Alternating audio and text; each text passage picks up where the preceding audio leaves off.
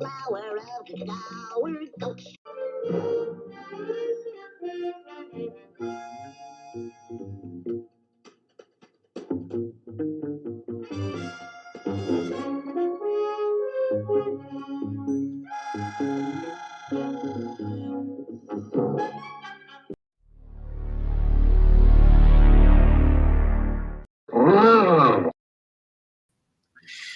Yeah, we're back. Hey, everybody. Hey, how's it going? It's good to see you.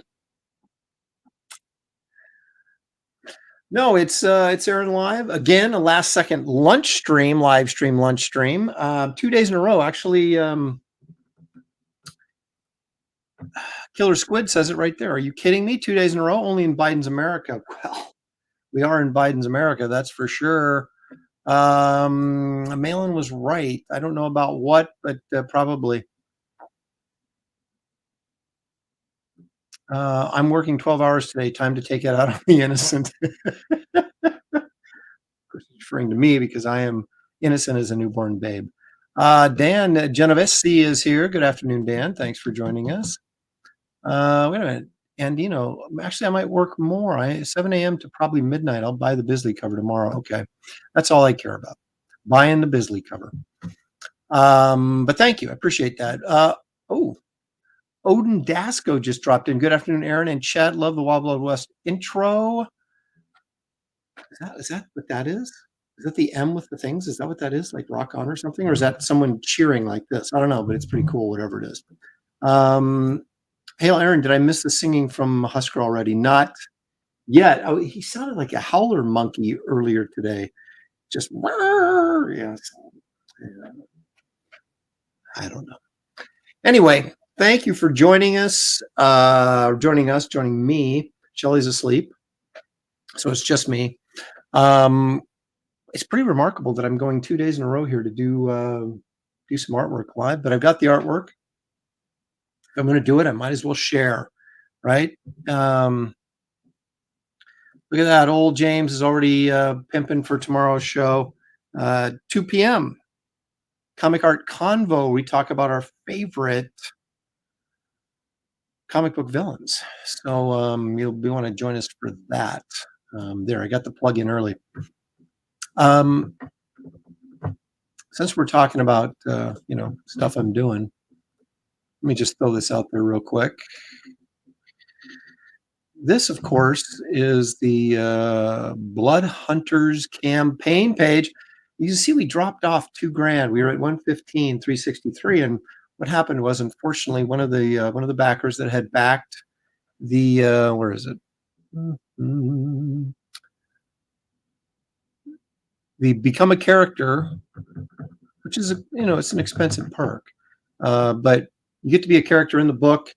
You get drawn into the book, you get some dialogue, then you get the original art, you get the page that you appeared on, you get your name in the title page of the book, and you get like 3 copies, signed copies of each cover. Not the Bisley, but the other 3. And so, but he ran into some difficulties and unfortunately had to refund. So there is a slot open right there to be a character in one of these stories that I'm doing in this collection. So if you're, if you're a high roller, that's available to you right now. There will be some original art being dropped next week on this campaign as well. The Garbage Man piece is finished. Let me grab that and show it to you if you haven't seen it on social media. Take a look at that in a sec. So anyway, the link to this campaign is in the description of this video. So I would appreciate it if you jump over there at some point in your life and take a look at that. And back if you can. We always appreciate that. A bunch of people just dropped in here. Well, not a bunch, but a few. Leg Kick is here because Leg Kick is almost always here. I'm glad I'm around for this. I'm intrigued by the Kit Carter character. Very many people are as well, Dan. Thank you. I'm going to have to give her own book here pretty soon. Yes, I got the package, but I haven't opened it. We're saving it for tomorrow.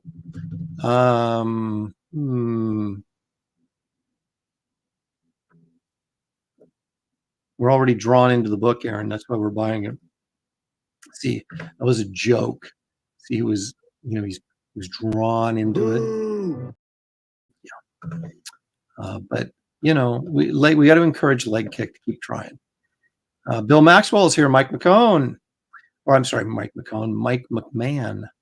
Really enjoyed the inking video. Well, you're about to see another one, Mike. Thanks for joining us. All right, so enough of this foolishness. Let's get to work. Things to do. I'm going to make salmon tonight for dinner. I am. Not the not the salmon that is not artificially raised, but raised in captivity, whatever they call that. And then they have to color it pink because the meat is gray. Isn't that disgusting? So actually, I got the like free range, caught in the ocean kind of salmon. So it's pink, naturally pink.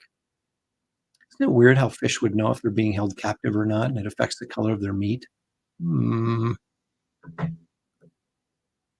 There's Bill Weist. You enjoyed watching me in Garbage Man? Thank you. Well, we're going to ink Kid Carter. So, hey, there's Phil Diaz. Speaking of Phil, I got a picture of Phil I want to share with you guys. Where is it? There it is. There's the Phil Diaz trading card that you get with. If you signed up early and ordered on the Wraith of God campaign, you get this for free. If you foolishly didn't sign up early, you can still get one. It'll be like $5 though.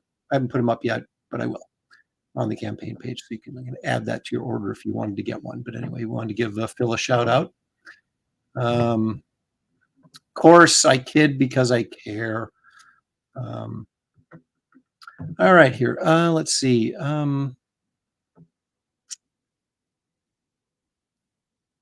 Well, it's even worse. That's even worse. Boo. Boo. Boo. Sorry, but that's just, you got to do better than that. Okay. Now let me switch cameras to, of course, my high definition Razer Kaio camera. All right. So here we have the finished inks on the Garbage Man card.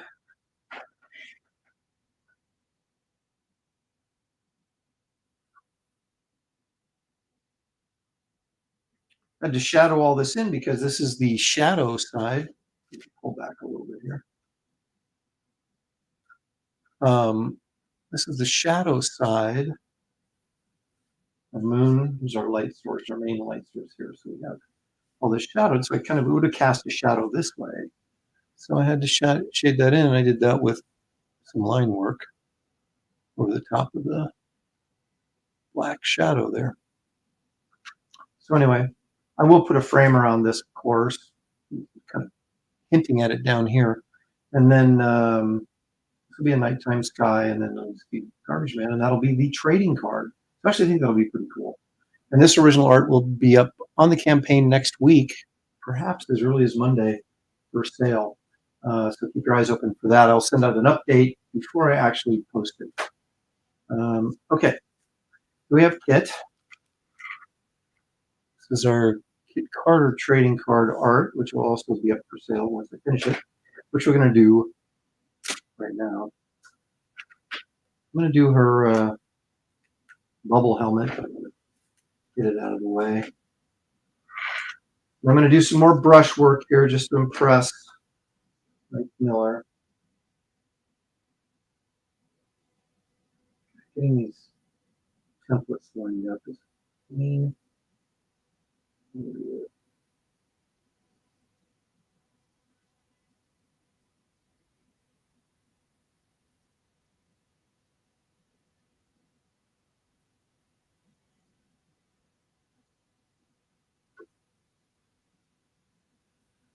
Ta-da!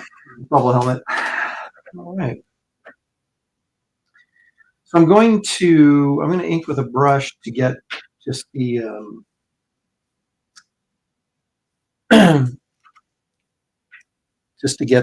figure done, and then I'll probably use a pen for all the gadgets and stuff. Make sure today when I take a sip of water, I take it out of actually my water, and not my ink water. That tastes great when you do that. Christina Lynn, hey, thanks, Christina. Appreciate it. Thanks for joining us. Christina Lynn, of course, is a freelance editor and proofreader. She worked on Wraith of God. We thank you for joining us. American Comics Company is here. Marcus Kilgrew is here. What size is it? 11 by 14. 11 by 14. Blood Hunters is now 100-page giant. Is that correct? That is correct, AJ. I know you want me to put it on the cover, but when I get around to it, I'll bump it up a little bit more. But yeah, it's 100 pages now. You get, my goodness. So you get like, to be honest with you, I don't know exactly how many pages the Wraith of God story is because I'm still working on a couple of parts to the script. So it's going to be in that 40 to 45 pages, I would guess, is probably where it's going to fall into. I think it's going to be a little bit longer. I originally thought it was going to be 40, and I got a feeling that it might get a little longer than that, just as things play out. But and then you've got an 18-page Garbage Man story, the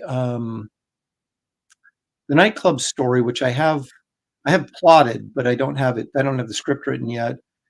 So that could be anywhere from 15 to 20 pages. We'll see how it, and I got a little bit of an epilogue in there, and it depends on how much, giving you more hints about the connection between the nightclub and the Wraith of God. It depends on how in depth I want to go into that. And then we've got 15 pages of Kit Carter. And again, I say 15 pages because I'm 8 pages.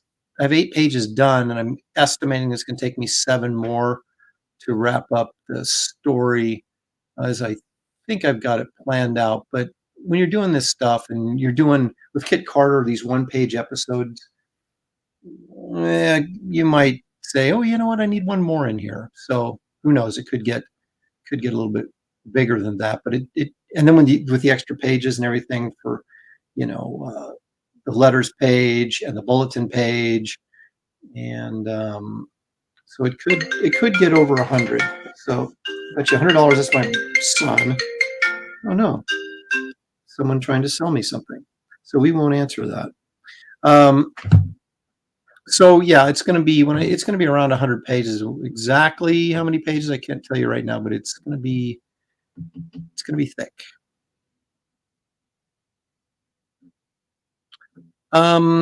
Will there be a Hubie Marston or Kurt Barlow reference in your book? I don't even know what that means. I don't know who those people are. Should I know who those people are? I don't know who those people are. Look at that. Bought the Garbage Man trade from a friend. Can't wait to read it. Thank you, Blackjack.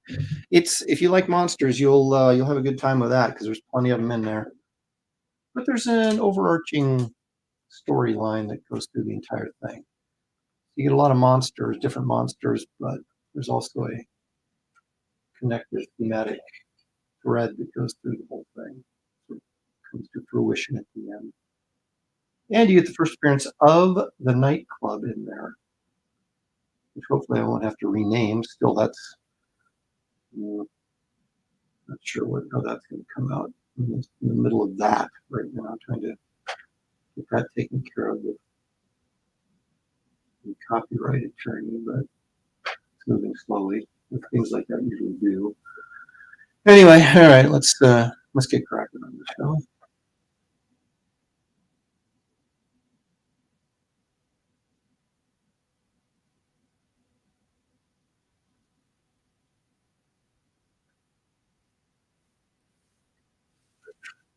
But see, this is just the opposite of what I was doing with Garbage Man. Garbage Man, I wanted to be all lumpy and stuff, and Kid, I kind of want more smooth.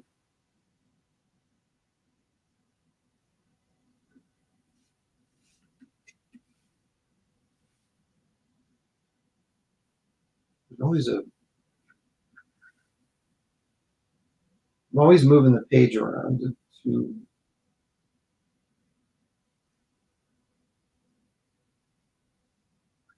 get the right angle me to do my brush work. And then you have to be careful. You have to be careful not to, when you're turning the page around and you're running your hand across wet ink. It hasn't dried yet, which I'm not going to say I do a lot, but I've been known to do a lot. So I have to be careful there. Let's get in there a little bit tighter.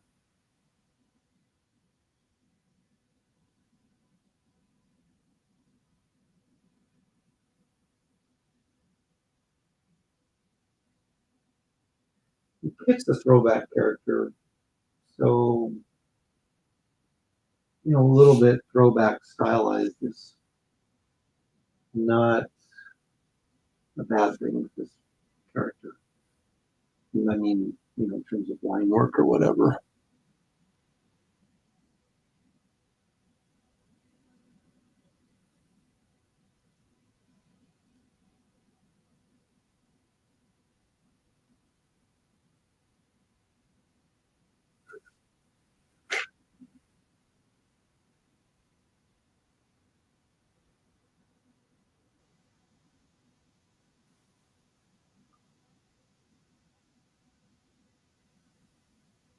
But as you can see, inking is really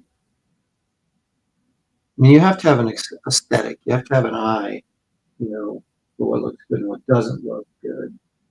But it's really a technical skill in a lot of ways. You learn control, and then you learn what looks good line-wise.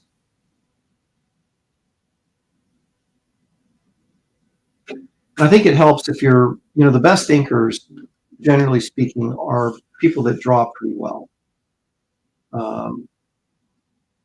Because they have already developed that sort of aesthetic or that eye for the art and what looks good.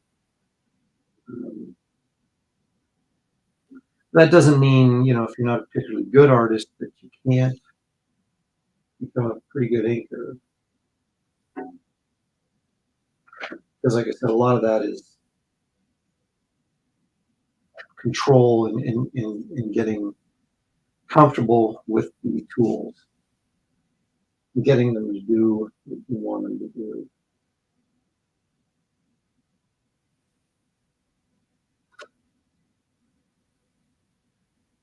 You look at somebody like Art Bear.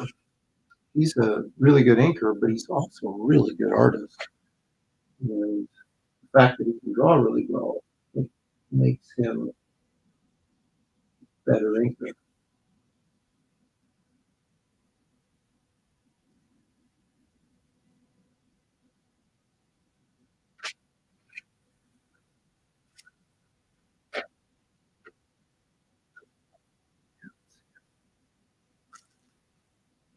And these longer lines, especially you find this on thighs and stuff, we don't really have a break.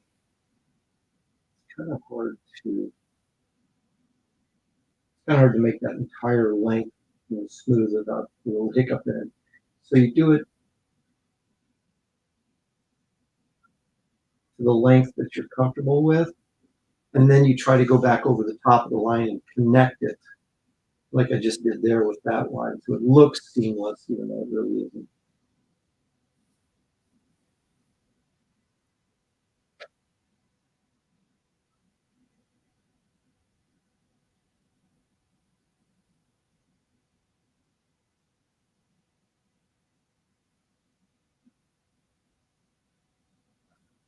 Yeah. Okay.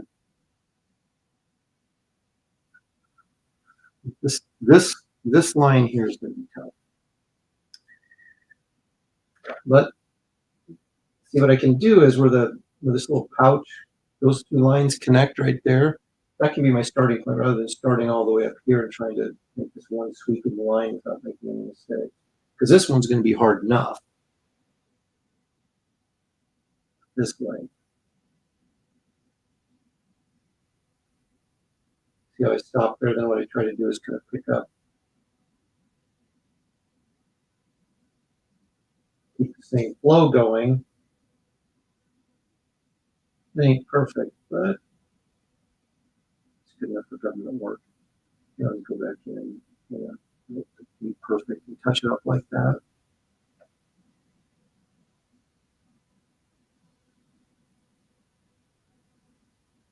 I'll leave that open. I don't know why, but sometimes that broken line, at least in the black and white, gives it some character. When you color it, you know, it's going to be separated anyway, so it doesn't really matter, I suppose. But I get really careful here. I almost put my hand over that line, and my best guess, it's not dry yet. Not as smooth.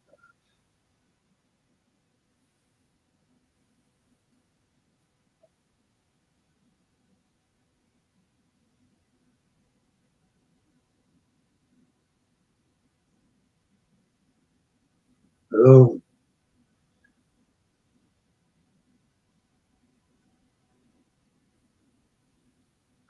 all right. That was fatiguing. Time for a lunch break. Of course, I'm joking. Am I?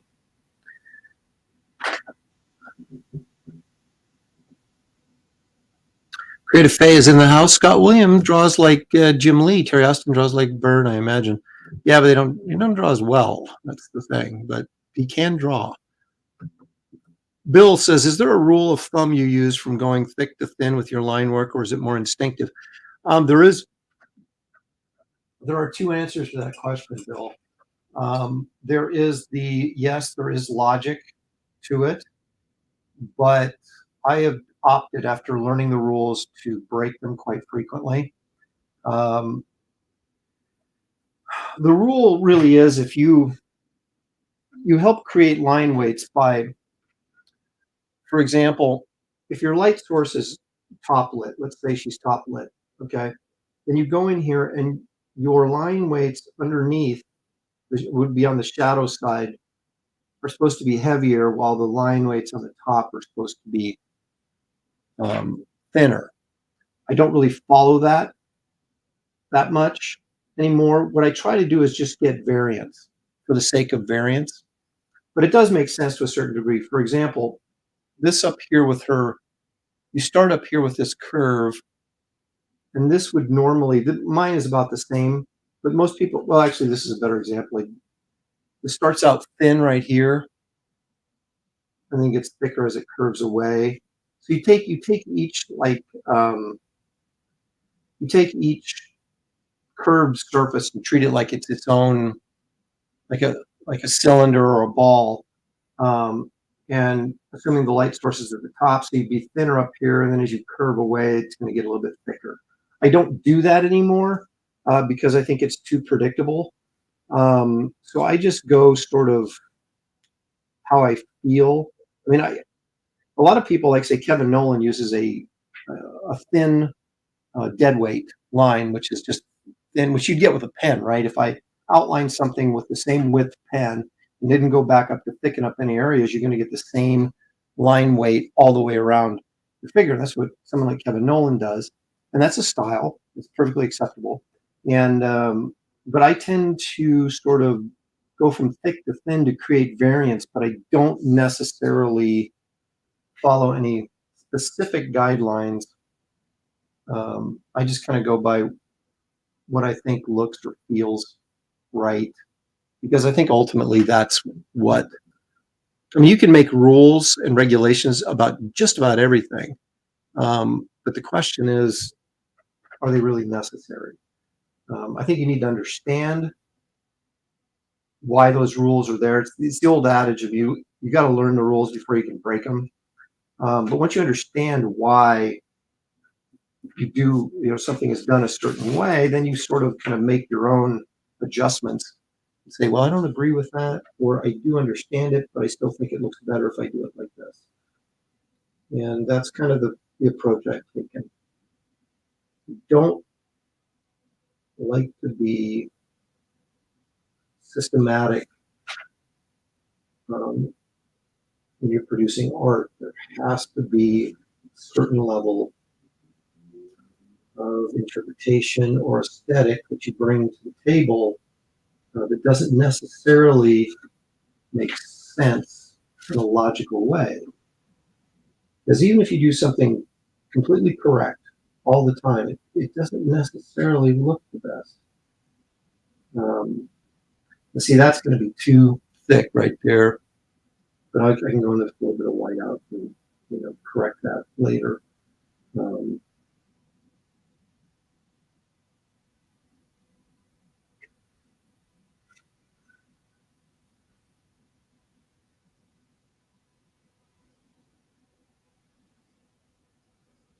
There's been a ton of discussion, which is really, I find kind of amusing, about my Bisley cover. And some people saying, "Oh, the horse is too small," and it's like, and oh, the Wraith's forearm is on his right arm is too long, or whatever. They're basically critiquing Bisley's work, but using the wrong standards to critique his work. And what I mean by that is, Simon Bisley is not a realist by any stretch of the imagination. He is a stylist, and you either appreciate his style and what he's doing, or you don't, and that's totally legitimate. But to critique artwork in a manner that it's not, using guidelines that it's not attempting to achieve in the first place is, shall we say, erroneous.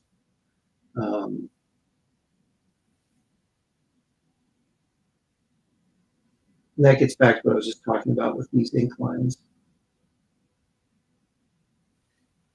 I can tell you right now, Gary Martin, who's very much a rules kind of guy, a technical kind of inker, he would criticize his thinking based on some of the things I said that,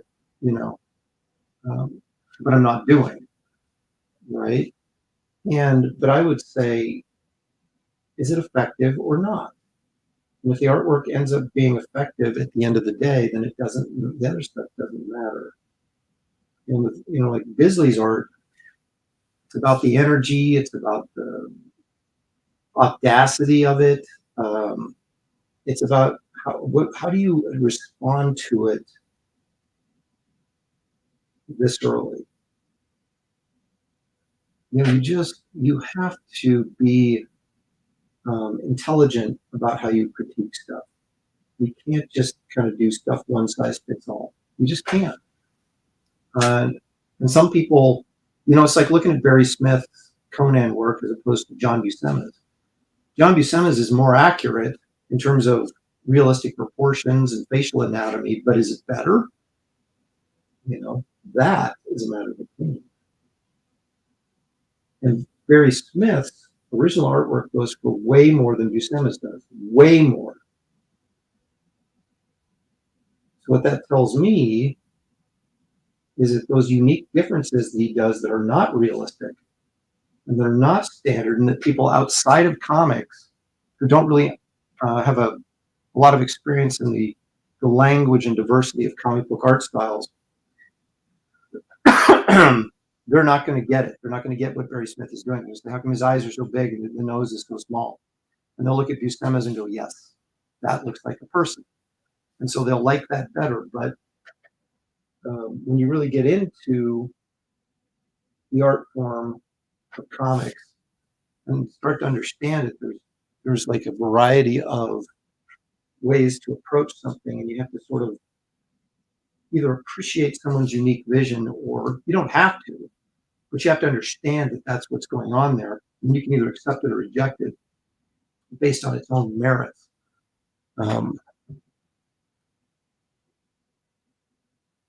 Black Jess says, I see what John meant by it to a point, but I think what he said afterwards was the most important. CG has to have the best artwork out there. I didn't see any of it, of his critique. But I mean, other people online, not just John, have said stuff about it. And it's just an interesting,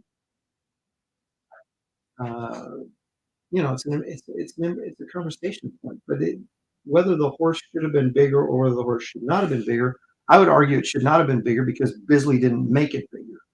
Okay, I don't think that he would look at that and say he made a mistake.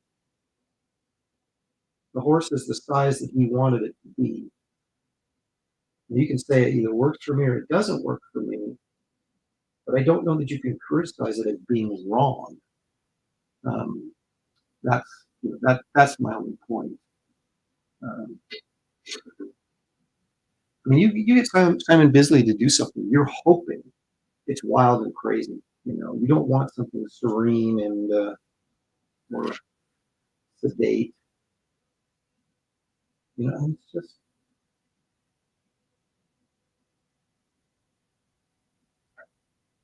But anyway, I think I made my point as much as I can. Anyway.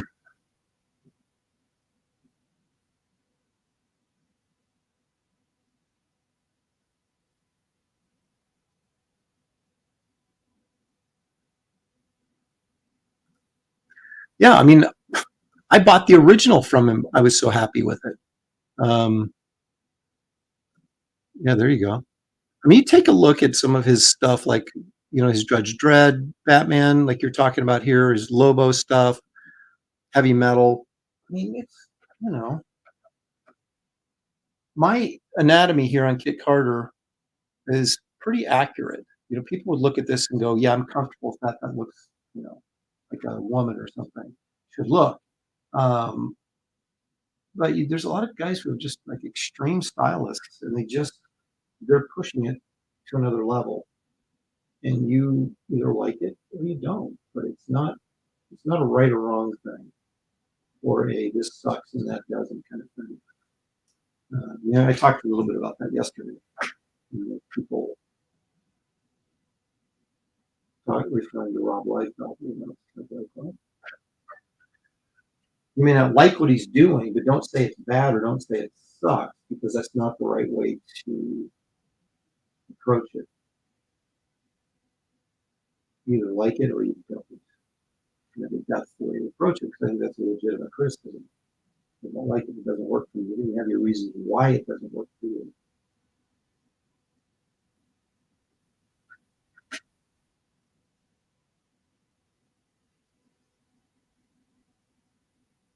That's why we have so many different art styles in comics, especially. People gravitate to some and they don't to others.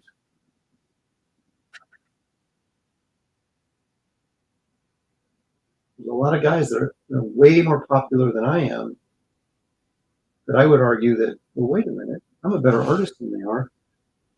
But again, then you have to define, well, you're better in what way?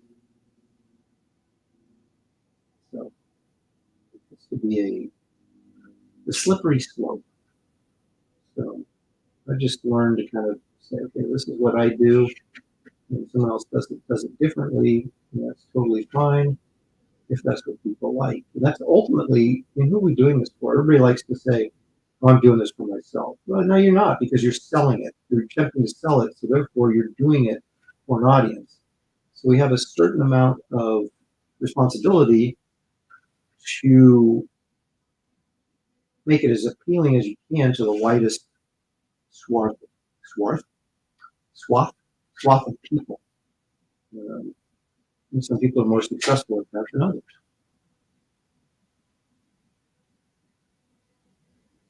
And I will say it's the people that have the unusual style, that do the weird stuff, generally tend to be the most popular, because they are doing something completely different, while the rest of us are kind of doing our best to make it look realistic. And then our style sort of crops out of that, but we're still attempting to be accurate. Whereas someone like J. Scott Campbell, and everybody criticizing his female forms because the waists are too thin or whatever, it's a stylized interpretation. You either like it or you don't, but it has nothing to do with reality. That's why arguments are so dumb. Where are her internal organs? She doesn't have any. She's a drawing. It's just nuts. I came into comics very opinionated about what I thought was good art and what wasn't. And I got educated over probably the first 20 years working in the industry.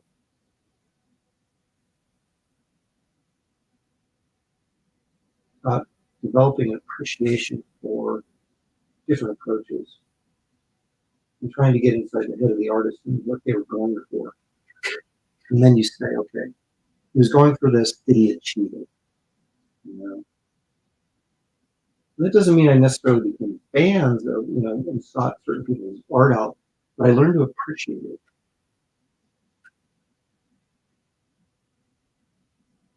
Learn not to criticize it.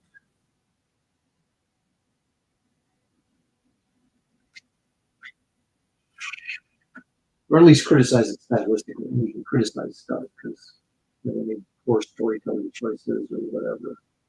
Because that's, it's either clear or it isn't, right? If it's not clear, then you make a mistake. Um,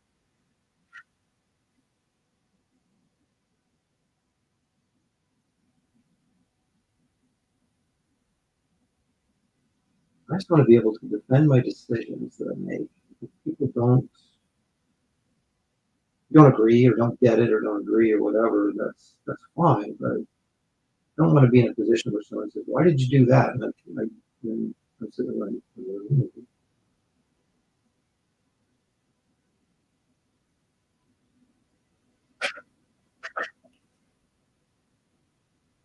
so you see there in the hair where you're trying to get kind of a variance of line width in there to kind of give the hair a little bit more, I don't know, weight to it. Uh, make it a little more stylized.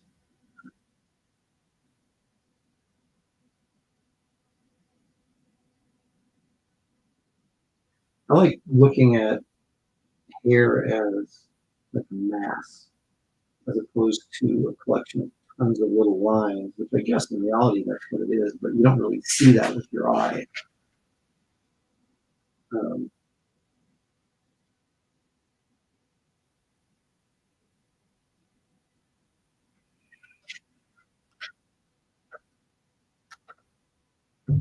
that's not too shabby.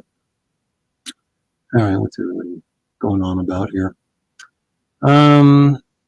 Ellie Munoz says, I'm excited for Lopresti sci-fi. Well, it's Lopresti sci-fi humor is what it is. It's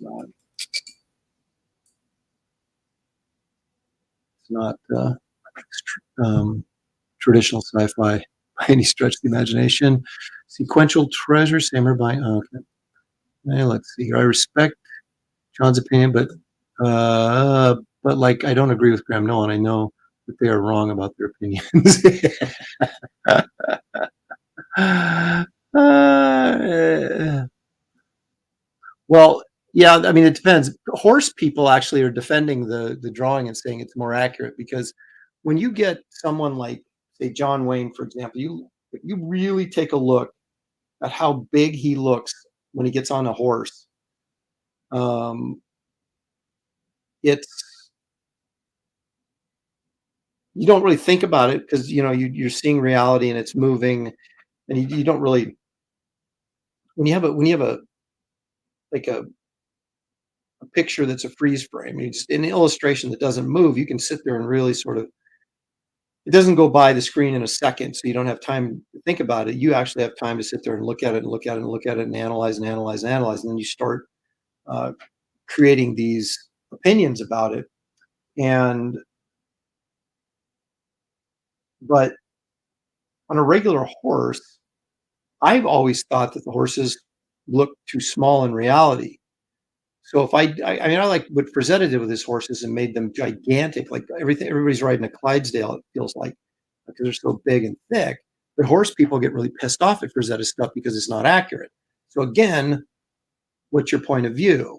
I like my characters to be smaller and the horses to be gigantic. But that's just me.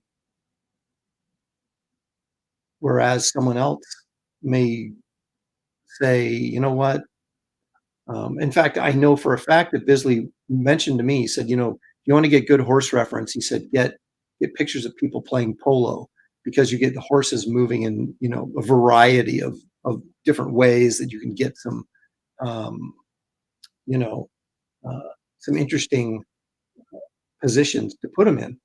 And so he may have, he may have got that pose in a lot of ways right off a picture of a polo horse, right? And it maybe the size may be completely accurate to that situation. So, again, very subjective.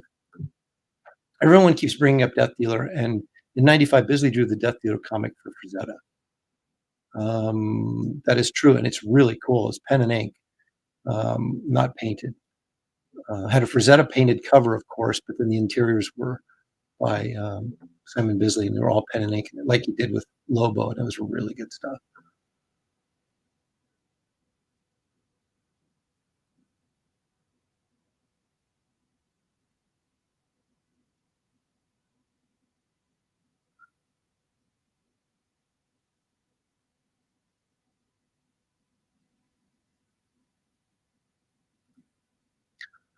Oh, I don't know. John's. Well, everybody's looking for an angle to kind of get a little bit of controversy and more eyes on their channel and stuff. So I just kind of take all that stuff with a grain of salt. Um, so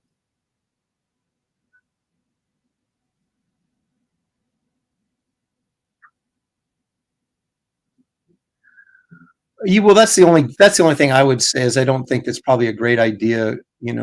Criticizing other people's stuff on their campaign because it could turn people from getting it. But I don't know that it really has. I mean, people have opinions. They either like something or they don't. Um,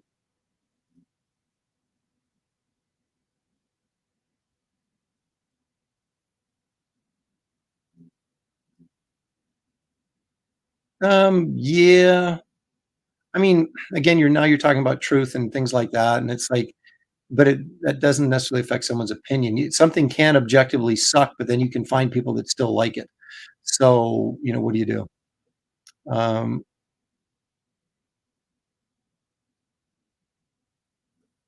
well, that's what you get when you get a stylist, right? Sometimes it's really going to be really cool, and other times it's not going to work. And I knew I was rolling the dice because that's there's other guys that are like that. That you hired, say, if you hired John Buscema who's still alive to draw something, you knew what you're going to get almost every single time.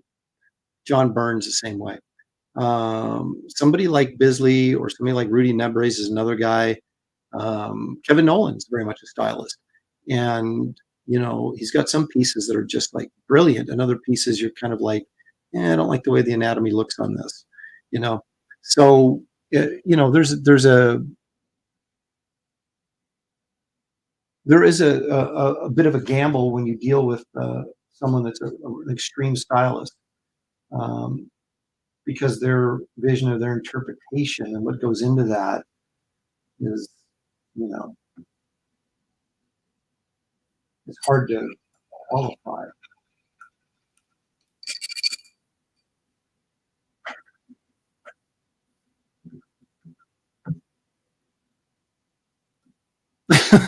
Just like us, these shenanigans. Hey, I like it so much, and I think most people do.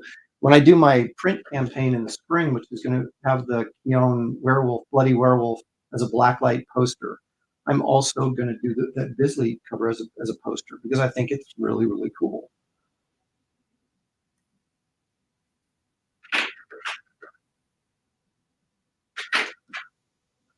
No, I mean you don't just because it's someone you really like or respect doesn't mean they can't do no wrong. But I'm extremely satisfied with that cover. I think it looks really, really cool, and the fact that people are splitting hairs, oh, some people are splitting hairs over it, um, we can't even reach an agreement on that. Pretty much speaks. It's a pretty successful piece. And it's funny because Simon said to me, he goes, his wife came down and saw the piece and she loved it.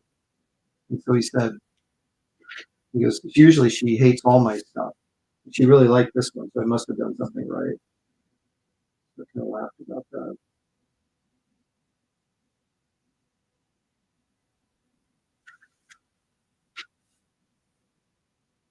But it is kind of amusing that it is even a thing.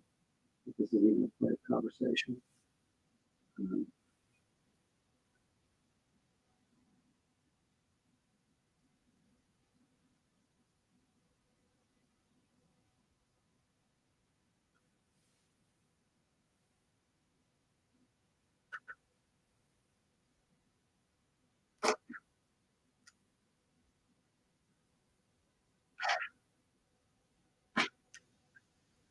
I usually don't do the hands with the brush because it takes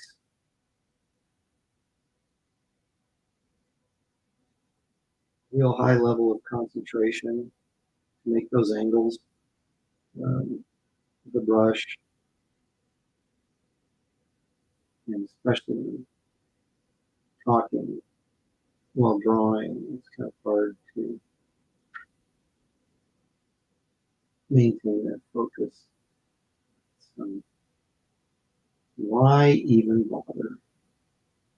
You just do it like this, and only you guys will know the truth.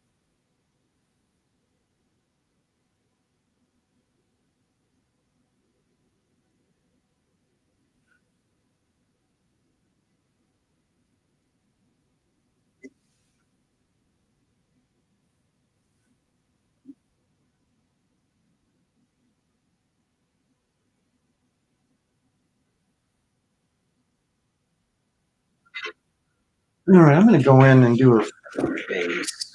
I'm going to do it with a pen.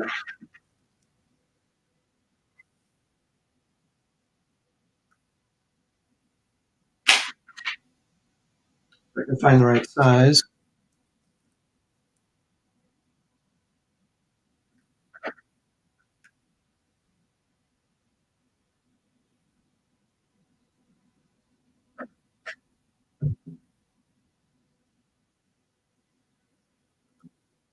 And mashed up his middle. No, that's ink, and it's a partial indentation because I hold the pen so hard, press it in there with my thumb that I get these dents in my fingers. Um,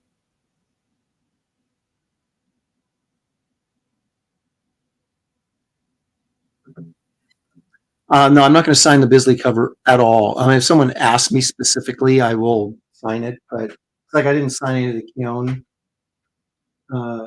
covers because I didn't do it. I mean, I know I did the interior of the book, but it always feels weird to me to sign the cover.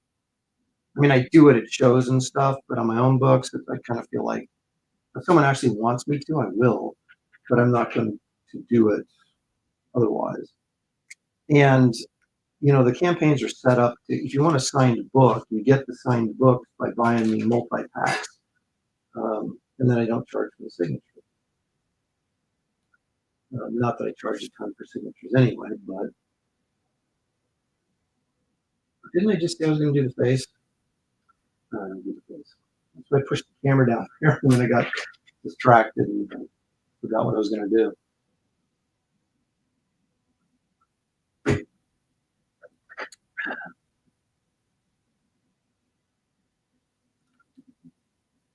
No, it's because I keep turning away from the camera. When I turn to read the chat, I'm talking right into the microphone. When I turn away to draw, I'm not. So that's why it changes like that, Randy. I could mic myself up, I guess, but I'm not going to.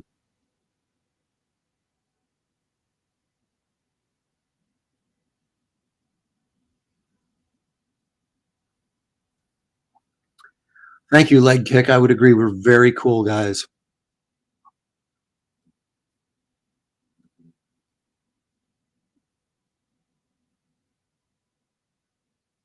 Okay.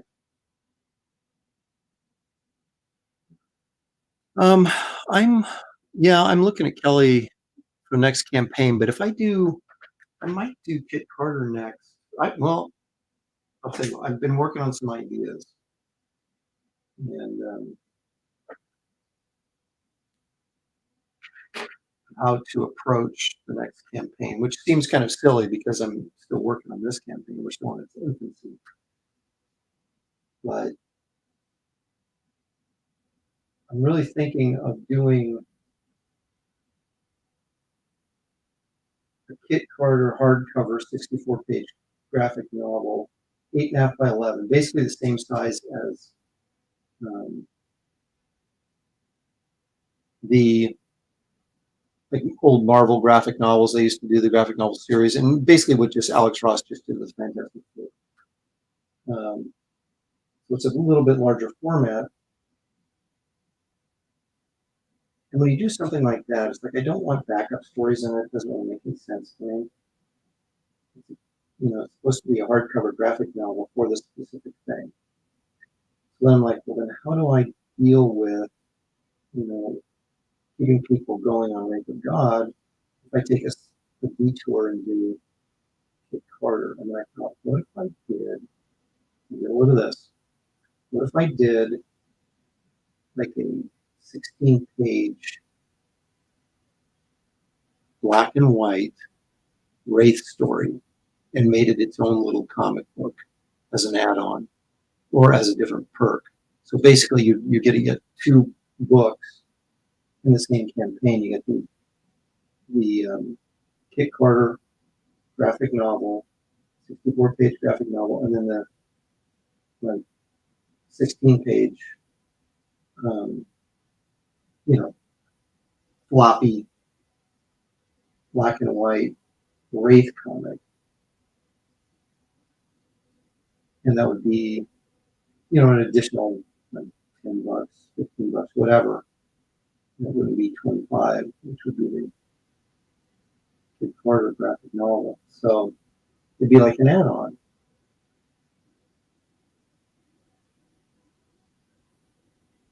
But it'd be black and white because people have been bugging me about doing a black and white. And then the Wraith stuff is so detailed with, cross-hatching and line work that it would work really well as a black and white. And it would still be part of the continuity. It wouldn't just be like a throwaway.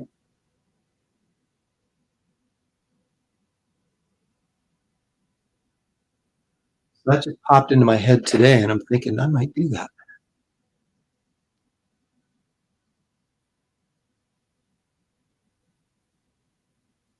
Um,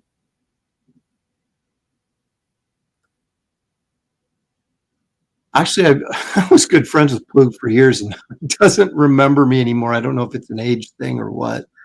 Um, but yeah, I got a strange effect on people that they just don't remember me. I doubt I could get him to do it, honestly. Um, I don't know, but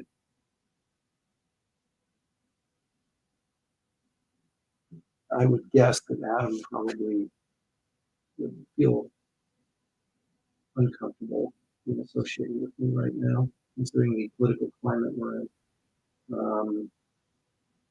So Frank Joe, on the other hand, probably would do it, because we have talked since all of this canceled stuff came about, and he was totally cool. So he might be a viable option if I were to go that route. And that's the thing. If I do like a hardcover graphic novel, I don't want to do multiple covers. I mean, maybe it wouldn't be that big of a deal. I'll have to check into pricing and stuff.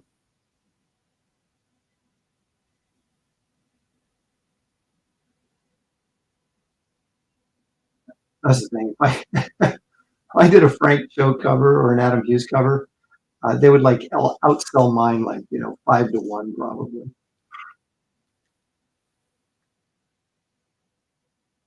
That put me in that place.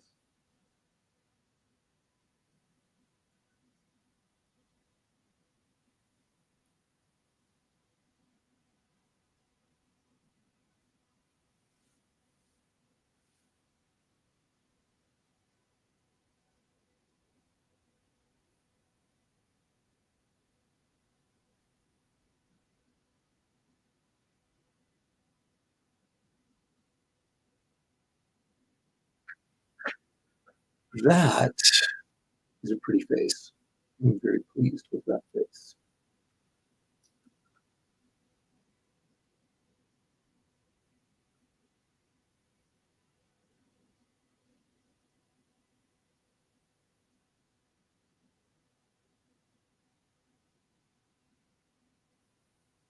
That's what John Malin might say. There's not a pretty face. Um,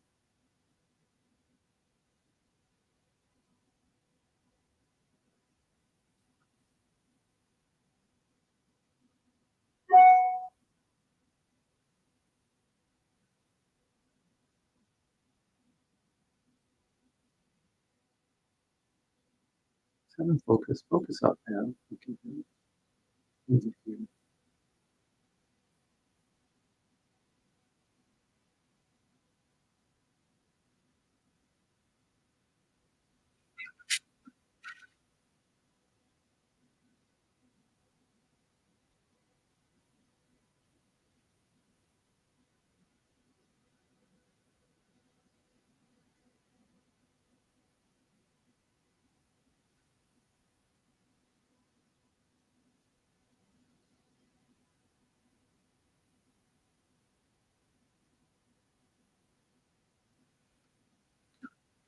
The one thing I hate about this character is drawing this spacesuit.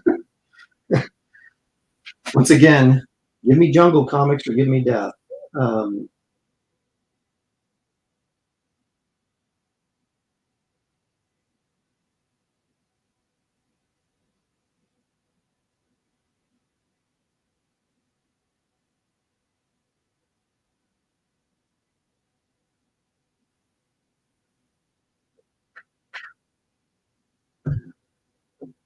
Chuck Lee wants to know what are good fine liner sizers to use for drawing comics. I want to make sure I don't spend money on the wrong stuff. Most people use the microns. Um, the problem with most of these pens is the ink is a little dull. Okay, so especially when you erase your pencil off, it kind of gray or get a little dull looking. It's not a huge deal. Um, Frank Cho uses these exclusively. So, um, you know, an artist who has um, fallen out of favor with me, shall we say, and we'll just leave it at that, recommended Le Pen, and I won't use him anymore because he recommended them. How's that for being petty? But these aren't too bad either. But like I said, they were recommended me by someone who we all know his name, and he's an unsavory character in a lot of ways, and so I do not support those anymore simply because he recommended them to me. But I'm always trying different pens. And as Mike Miller would tell you, these are not pens, they're markers. And I guess he's right, technically speaking.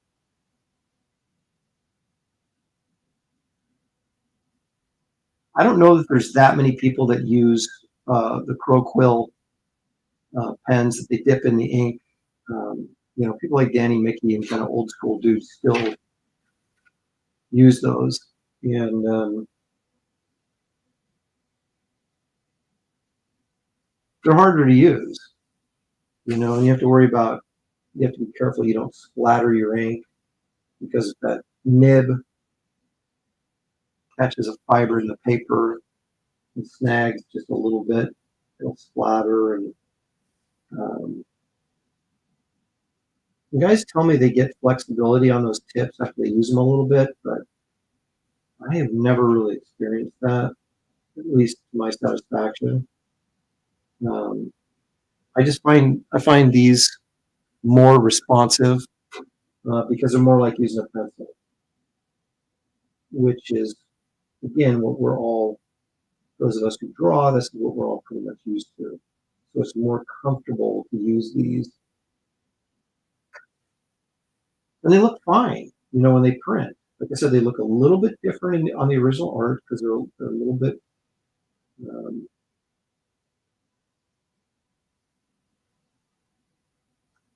I want to say gray, but they tend to be a little bit not as rich. The black is not as rich on them.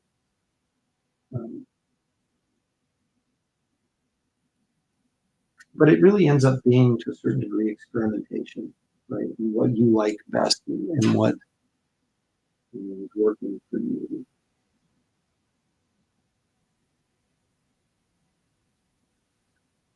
But I would look for anything that says it's pigment ink or archival ink, right? That's what you want because it's supposedly not going to fade. And you want it waterproof. More pigment ink for waterproof and fade-proof fine lines. So these were actually really good. Are there better ones out there? Probably, but I don't know. Brody loves Kid Carter. Thank you. I know it's not even a full moon yet. These liver spots too, geez. Like old man Aaron.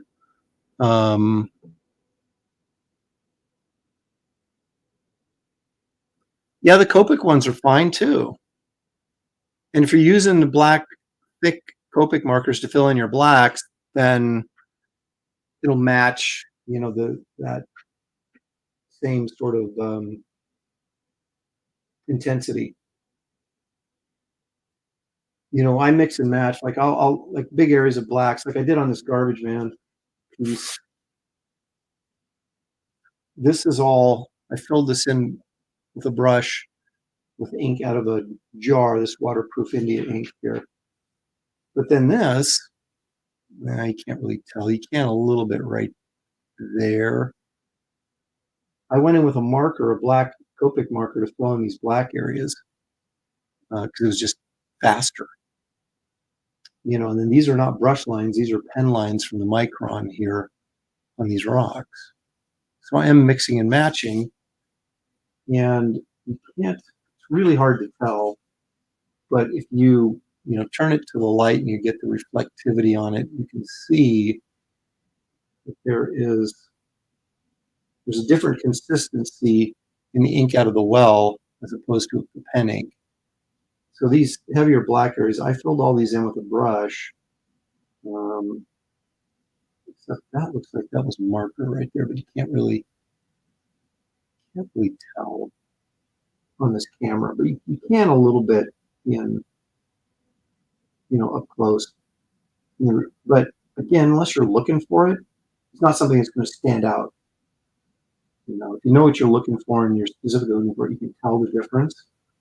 But most people that are like art buyers or something, if you're concerned about resale or whatever, that stuff is just, they're not going to pick up on it.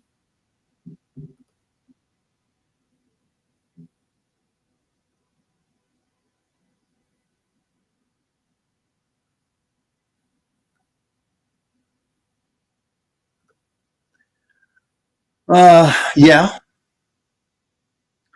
But then you have to depend on the tip, and it would depend on the ink. Because if you're using just regular ink, you don't want it bleeding. You don't want it. It needs to be waterproof and it needs to be archival. And that you might not find that with a fountain pen. You might. I haven't really looked into it.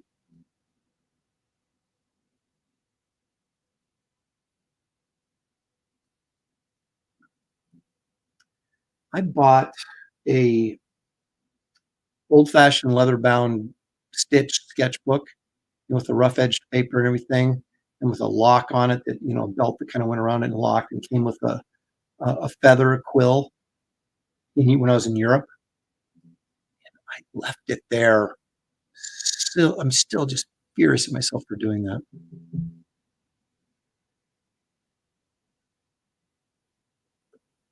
Just repressed Malin can support to become a caricature to make it up to you. Malin actually does support at pretty high levels a lot of campaigns. So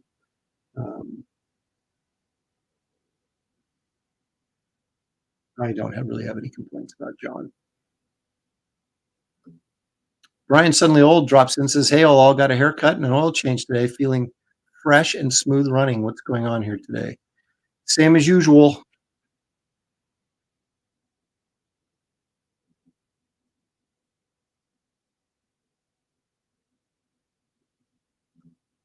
Yes, Dan, we know who we speak of, don't we?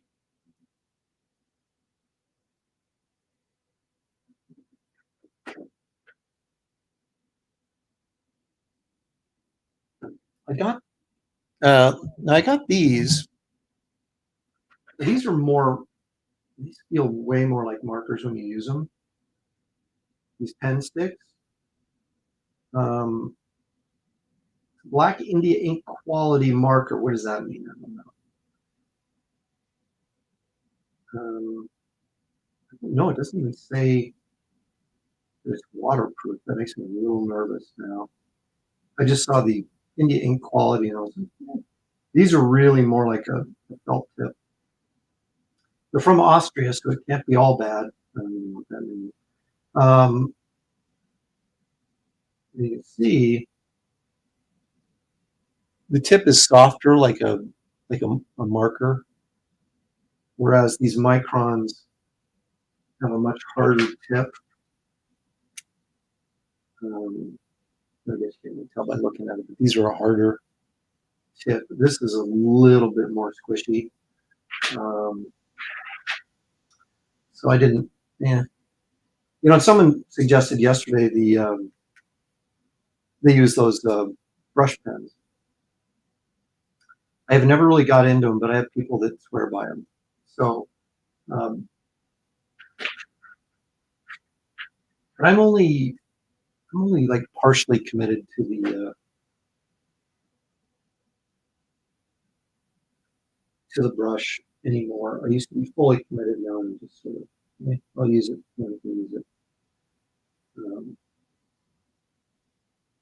Because again, the pen is just, I don't want to advocate for ease of use, but it's so much easier to use. You can pretty much get the same effect.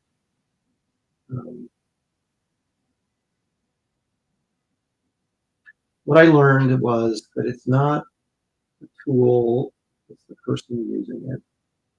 And Leg Kick brought up Plug earlier, and I did ask Plug many moons ago. I fell in love with his Santa Claus book. If you have not seen it or you've not purchased it, you are missing out on a piece of work. Now, granted, you have to like elf stuff and things like that. But if you do, I'm trying to find it. Hang on a second. Crashing into stuff over here.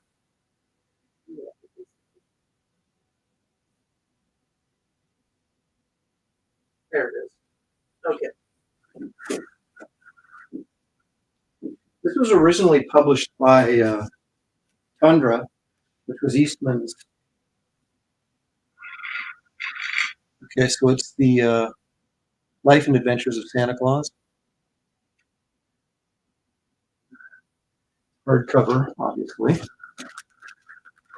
Now, Mike said, when he remembered me, he said that we were friends, he said that he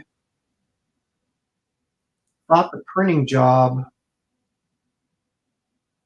there was a European edition, he thought the European printing was better. This is the American version that Eastman, Kevin Eastman, produced through Tundra. But so anyway, I just became enamored with this, probably because of the subject matter as well as, Plug's work. He does like elves and giants and stuff just really, really well. He's got these pig monster things in here too that are pretty awesome. Let's see what are they. Yeah, there's the pig guy right there.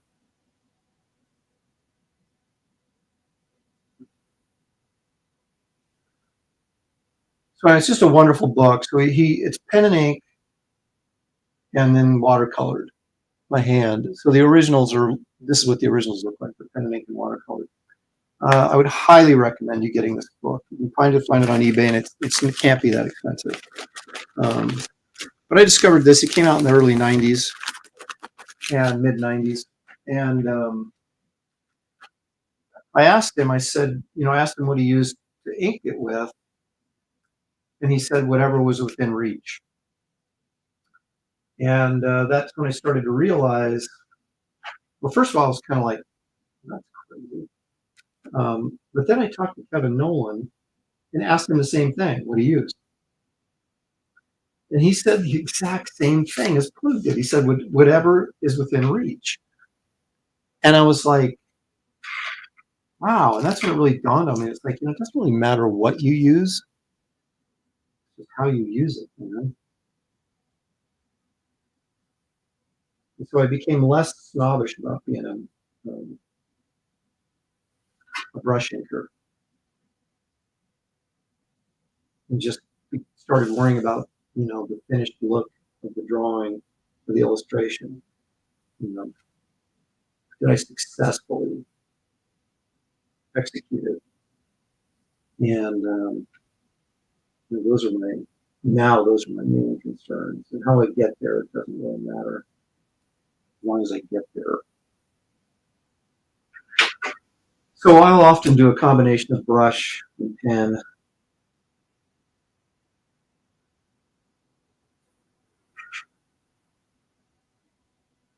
And when I do colored pencil commissions, which I haven't done in a while, actually, I've got a lot of people waiting for commissions, but that's why I don't take money up front for commissions, because I don't want, I don't want to be one of those guys that takes money and 2 years later still hasn't done the commission. But people would always ask me what colored pencils I use. And I have literally I have probably 6 or 7 different brands sitting around here. Some of them I had when I was in high school. They're still sitting there and I still use them because they work. And so again, it becomes an issue of, and some colored pencils are better than others, don't get me wrong. But it all comes down to how you use it.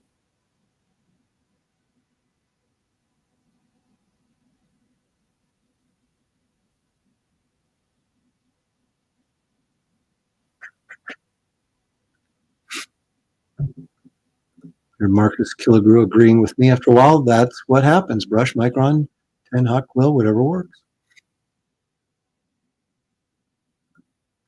Yep, that's in fact what it is based on. Although Plug told me, yeah, it's Frank L. Baum's the Life and Adventures of Santa Claus, is what it says on the cover. But Mike told me that he basically just used that as a framework and did his own story. So it's really not an adaptation in that sense, but yeah, that's what's on the cover. Craig Smith, hello, Aaron, from the birthday guy himself. Is it your birthday today, Craig? Happy birthday to you. I'm going to guess that you're way younger than me. So enjoy.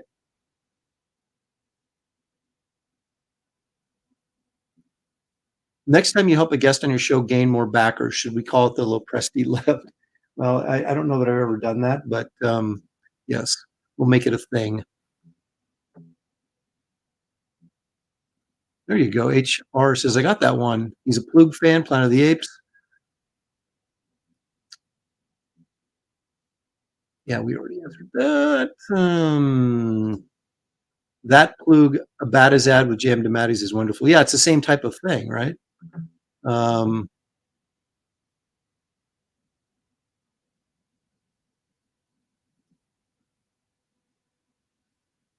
Toto folks, great to hear different artists' ways of art materials and a peekaboo on the art table. I know there's a Rocketeer book over here, Sludge #1 sitting over there. pencil. That's my finger. Pencil. My Derwent graphic, HB lead. I used to use F all the time, but HB I kind of like now. It's right in the middle.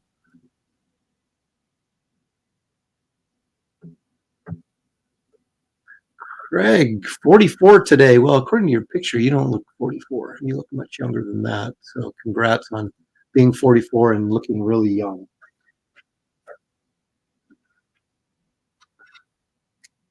I hit my midlife crisis when I turned 30, and I haven't looked back.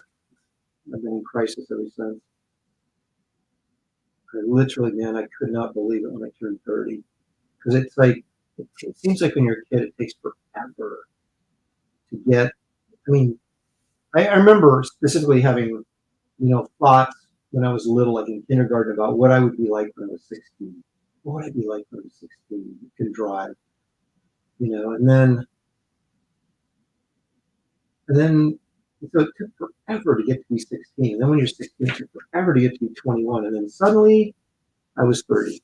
And I was like, what just happened? And yeah, so I've been in major crisis mode since I turned 30, which was now 28 years ago.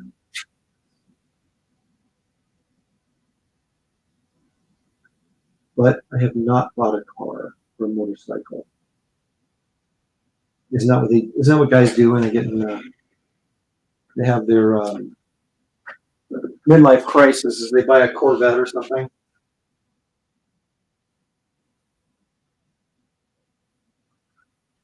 course, that may be because I've never had enough money to buy a Corvette because they're pretty cool. Yeah, I've got so many circle templates. It's like I collect comics and circle templates. And French curves, my gosh, my French curves always end up getting nicks in them. So you can't get that, smooth line. So I have to go buy a new one. Crap.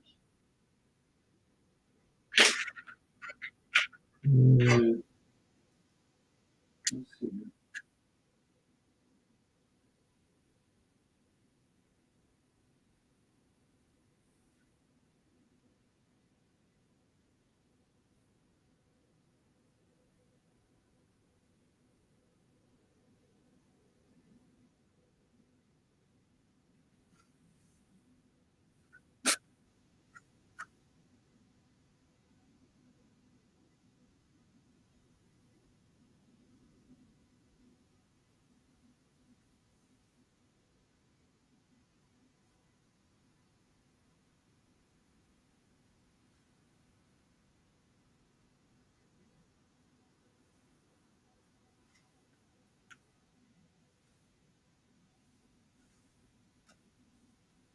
Oftentimes, I got so many rulers and I can't ever find them.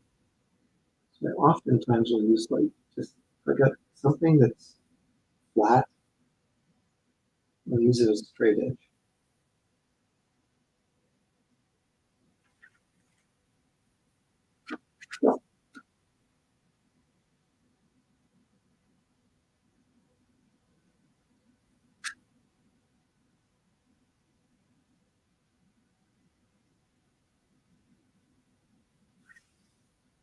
Now, we had talked about line weights and stuff earlier on the figure.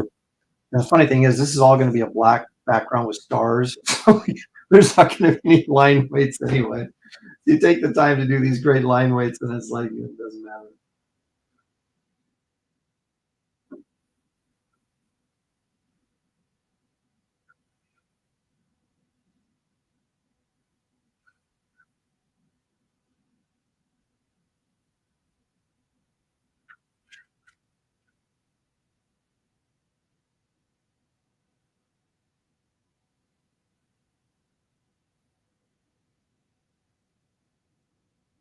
And then it's some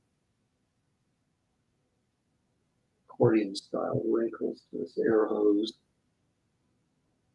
You get sort of a feel that it's flexible, which I think you want a flexible air hose when you're out in space. You can turn your head or whatever. Although that air bubble is never going to the bubble helmet's never going to turn when you're heading inside, but yeah, I still would rather have a flexible air hose. Not that I've ever been in space or ever planned to be in space.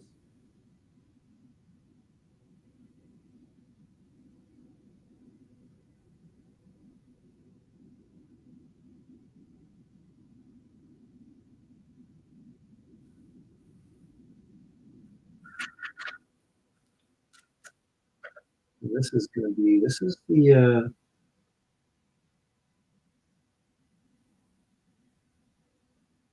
this is sort of the air hose that feeds into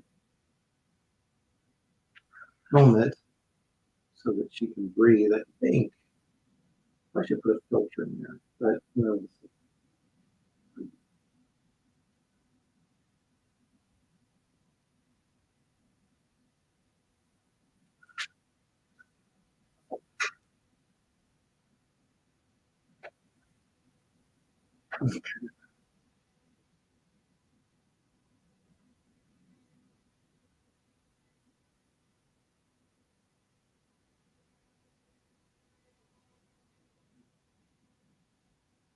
Wrightson was particularly good at these kind of accordion style folds. It's pretty much, you see it when he did shirts, things like that. And that again is pretty much where he got my sense of doing folds in clothing and stuff.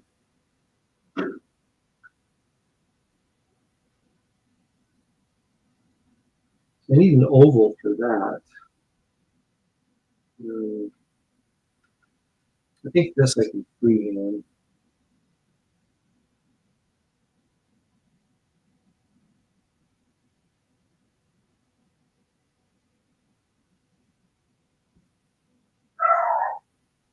There's the dog.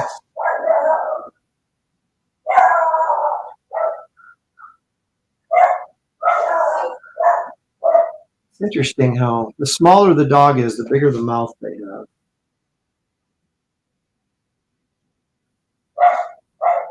You don't seem to understand that the other dogs they're barking at can kick their butt.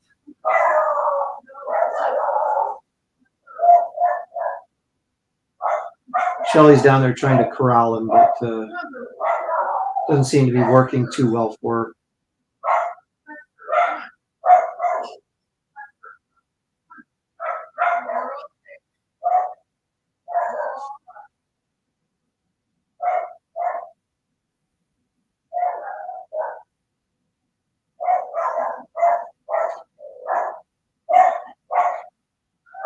Gee, Christmas.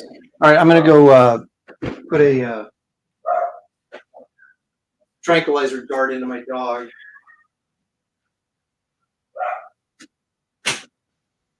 Actually, I just closed the door, which still ain't going to help a ton, but you know,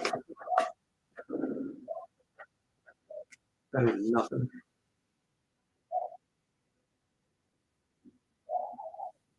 I can't imagine. I can't believe the amount of deliveries we have on this street. It's just crazy.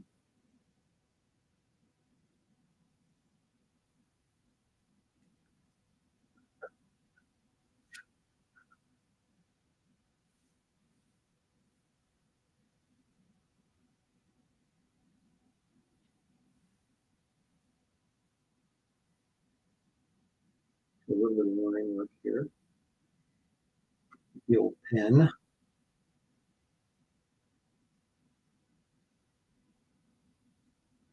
Not a ton, but something.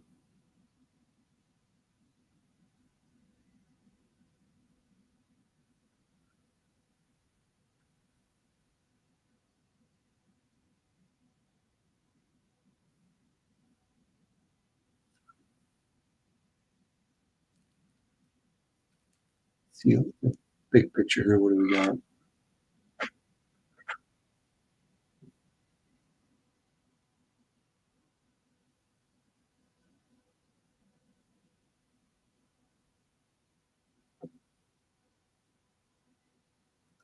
Oh, look. Jeff Potts showed up. He's trying to be funny. Here, laugh at this. There you go.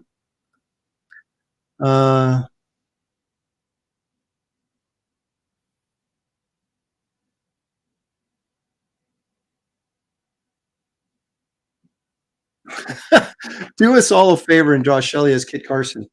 Yeah, she could have done it in her younger days, but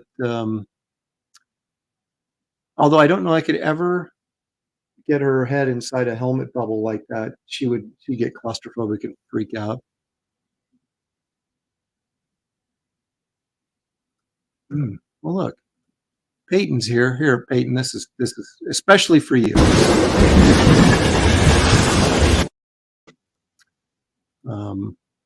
Thanks for contributing.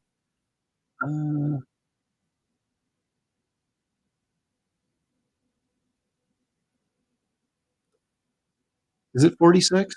I can't remember now.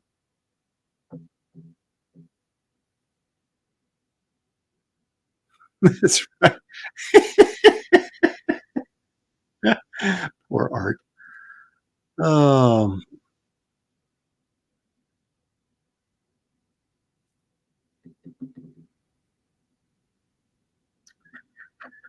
Okay, so me actually I might get I gotta get another circle template.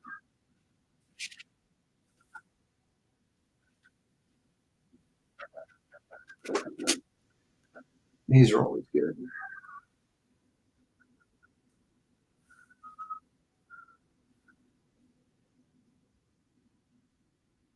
They never exactly line up, right? In the one you sketched out, but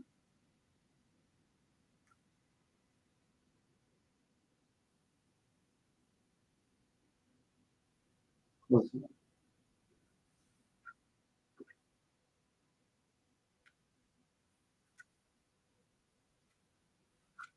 I wonder if I should template this.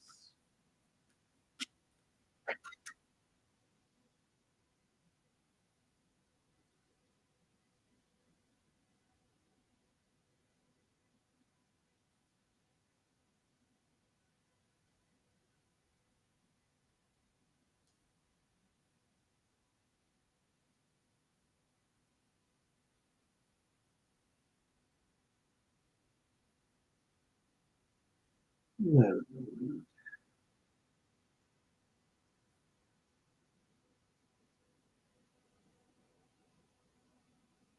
See, then you get in this situation where the template can't find a template that's the right size or something. Some sort of piece in there.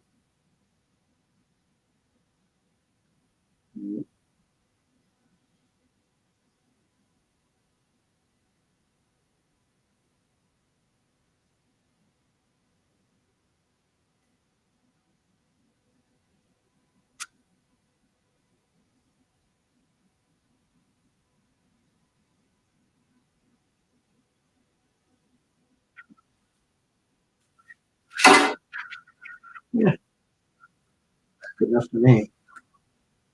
And then I'm just going to go in and ruin the whole effect by doing this for again.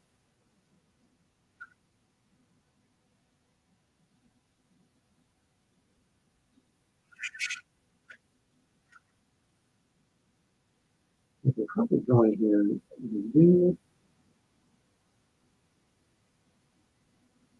do some cross hatching here.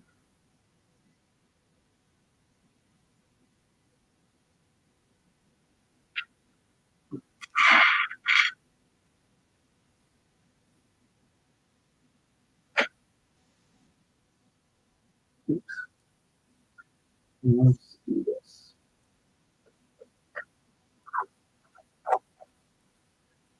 I'm going to screw the lid on the ink so I don't spill it. See,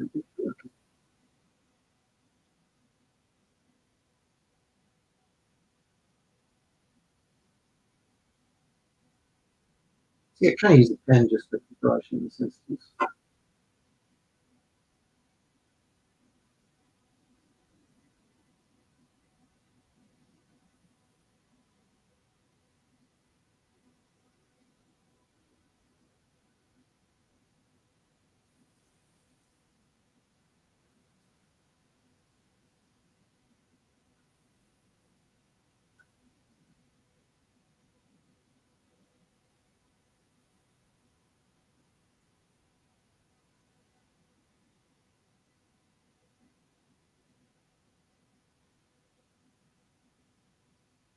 So when I've got the darkest area, I will cross hatch these lines really close together, and then they'll start to get farther apart as they get into the grayer area.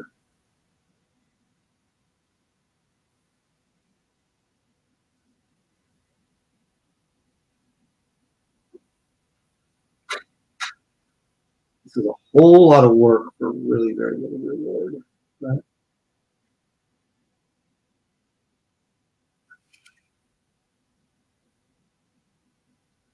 There you go. Give us a little bit of volume there anyway, which counts for something, I suppose.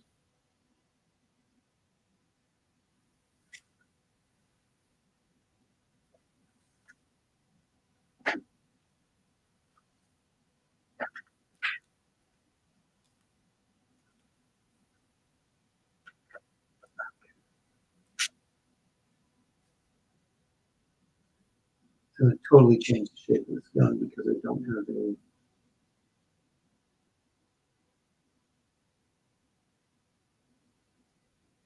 circle template that exactly matches.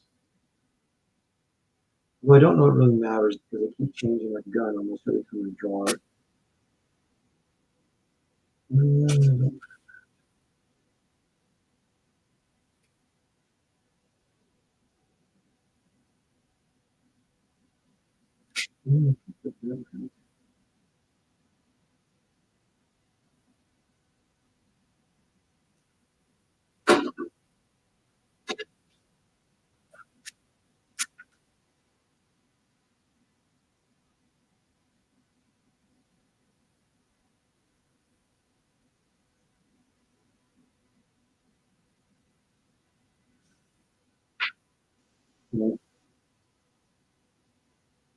It's not perfect, but hey.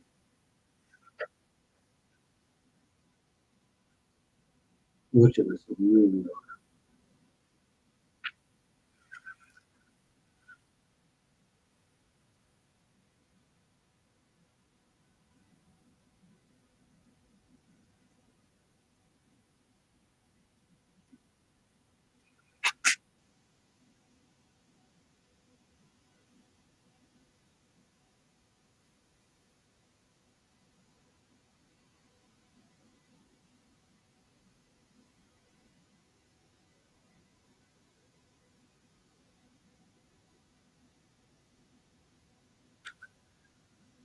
all righty.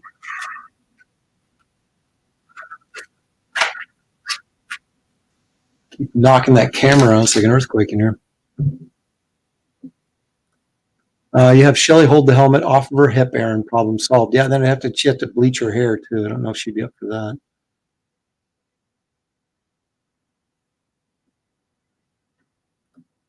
You talking about circle templates? These things? Now you go to any art store should have them, or if you buy online a lot, you can go to blix.com and get them. You can get them in packs. You can get them single ones that you want. But they're pretty darn handy, especially for circles.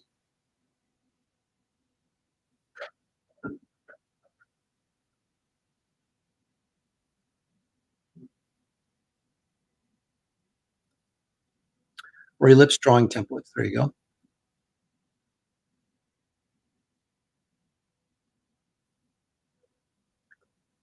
Vic, that's a cover. It's not a trading card, it's a cover.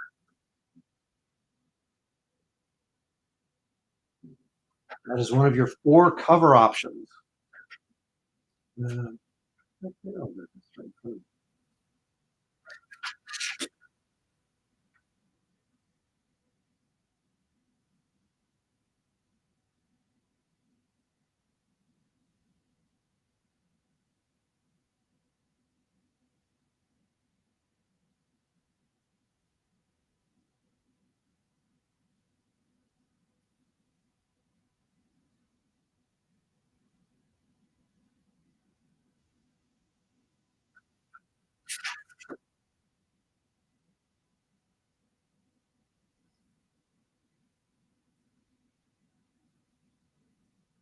Getting kind of excited to go see Halloween the End. And then I just read the reviews on it, and now it's like, yeah, maybe I'll pass. I mean, because let's face it, the first two in this most recent series were not brilliant filmmaking, so I don't know if there's any reason I should expect the last one to be any different. However, I am kind of curious to see how it ends. So maybe I'll just wait until, it's like a year old, and then I will just catch the ending on YouTube, and I don't have to sit through the whole thing.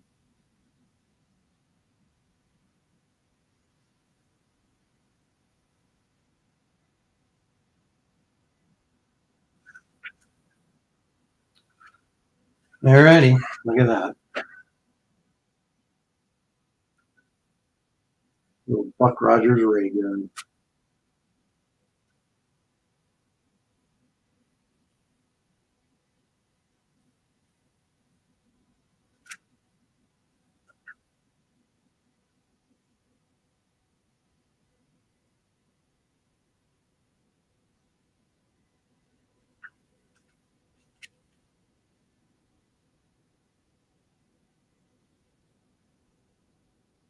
So I sort of imagined this little antenna here is where she gets her, like, someone's like in radio contact with her, space radio, subspace radio, whatever you call it. And it would, like, or just like a walkie-talkie or whatever, it would come in here so she could hear it. This is her oxygen tank, and then this little thing here, this is the little speaker. So when she speaks,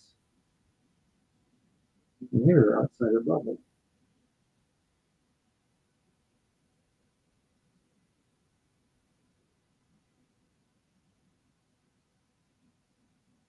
It's kind of how I envisioned it anyway.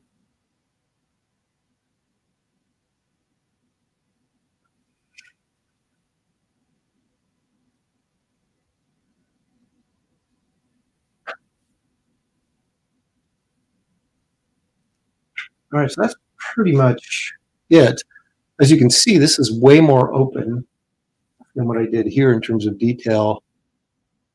Of course, the reason being, I don't like to muddy up my female characters all that much. I like to leave them open like this, and then just going with the coloring. And plus, it's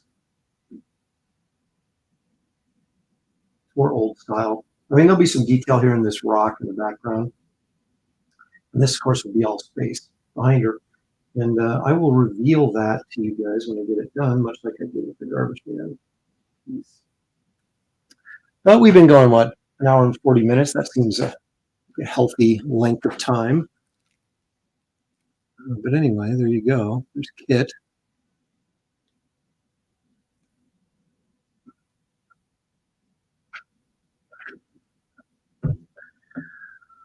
Oh, holster strap. Thank you.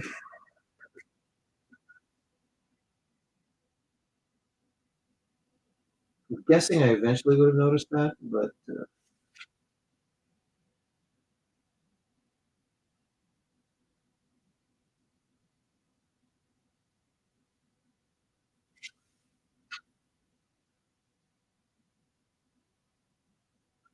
well, now you guys have witnessed the creation of both of the black and white art for the trading cards you'll be getting for free when you back Wraith of God, Blood Hunters.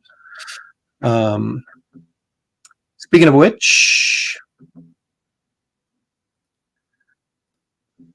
let's take a quick look here. Excuse me. Again, this is the campaign page. The link is in the description of this video if you'd like to go check this out and perhaps even back it. There's the controversial Bisley cover, which I don't find all that controversial. I just kind of enjoy the whole powerful imagery of it. And but that is an option, but not the only option. You can go with a wraparound cover by me. You can go with the 1965 Tales of Suspense version that sort of features our two backup stories. And well, now there's three. Kit Carter. But Garbage Man in the Nightclub, or you can get the 1972 tribute cover, or I should say the tribute cover to the 1972 Tomb of Dracula #1 by Neil Adams. So these are options that you have. There's particular shirts, kinds of groovy shirts. Empire Comics logo cap. You can get one of those. I'm gonna actually order those because they're as you can see, they haven't sold a ton at only 12, which wouldn't be enough to pay for them, but I don't care. I'm doing them anyway. And then, I'll start wearing them on stream, and then people will go, "Ooh, that looks cool. I'm going to get one of those." So we'll see if that strategy works.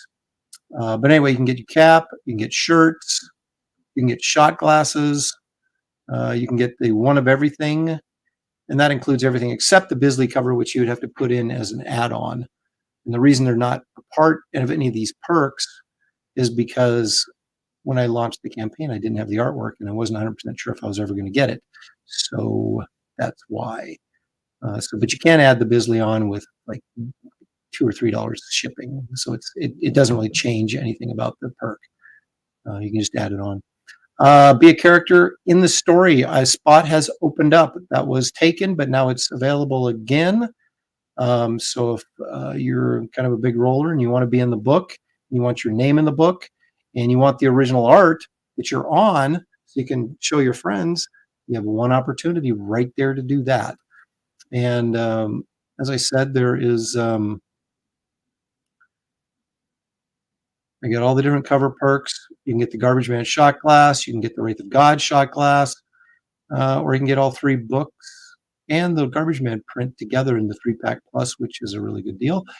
And if you wanted the Bisley too, you'd have to add that on. But again, it would be very minimal shipping as an add-on. So it wouldn't be any different than if it was actually included in there normally.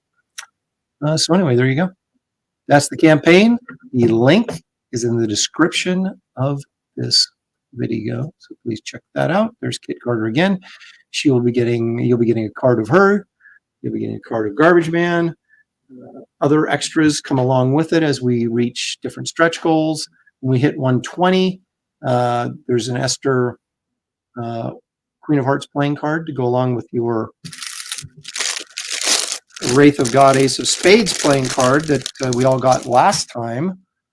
No,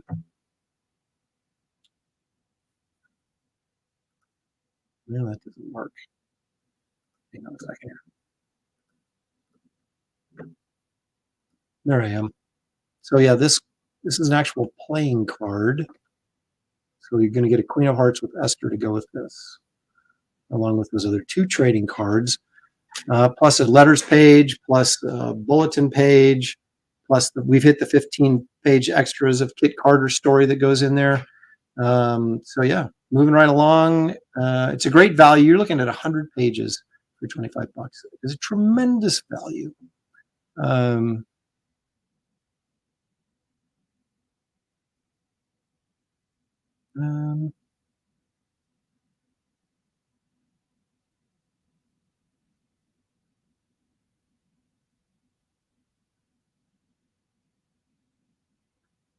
Okay, let me see if I'm missing anything here.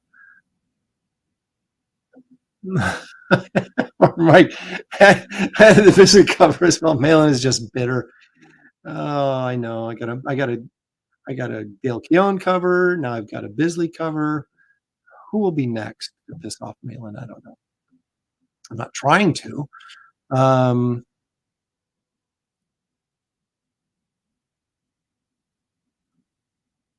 Don't forget to be here tomorrow. Sequential Treasures is reminding everyone, 2 p.m. Pacific time, folks, the Comic Art Combo, the first 2 for this month. We'll be talking about our favorite comic book villains, so that should be fun. Anyway, you guys, thank you so much for joining me. I really appreciate it, having a little company here as I'm working on this stuff during most people's lunch break. Now I'll go take my lunch break.